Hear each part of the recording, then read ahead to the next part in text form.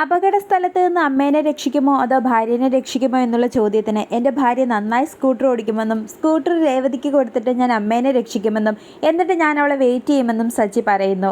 ശേഷം ഭാര്യ വന്ന എന്ന് കരുതി ജന്മം തന്ന അമ്മേനെ മറക്കാനാവില്ലെന്നും സച്ചി പറയുന്നു. ശേഷം തൃപ്തികരമായ ജീവിതത്തിന് എന്തു വേണമെന്നുള്ള ചോദ്യത്തിന് പങ്കാളിയുമായി ആലോചിച്ചുത്തരം പറയണമെന്ന് ജഡ്ജസ് പറയുന്നതോടെ എല്ലാവരും പരസ്പരം ആലോചിക്കുന്നു.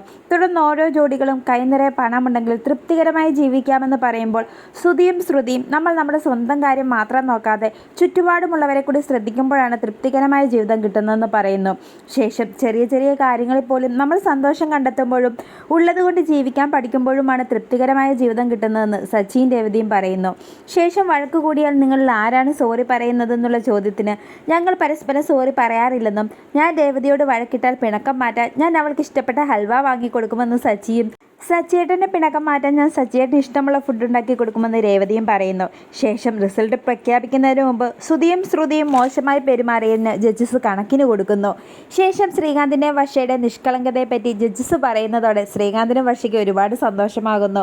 തുടർന്ന് സച്ചിയും രേവതിയും നല്ല ജോഡികളാണെന്നും നിഷ്കളങ്കരാണെന്നും അവരുടെ ഉത്തരങ്ങളിൽ കള്ളത്തരമില്ലായിരുന്നുവെന്നും സച്ചിയും രേവതിയുടെയും പെർഫോമൻസ് സൂപ്പർ ആയിരുന്നുവെന്നും ജഡ്ജസ് പറയുന്നു.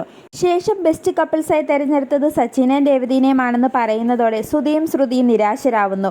തുടർന്ന് 1,00,000 രൂപയും ട്രോഫിയും സച്ചിക്കും രേവതിക്കും നൽകുന്നത് കാണിച്ച് എപ്പിസോഡ് അവസാനിക്കുന്നു.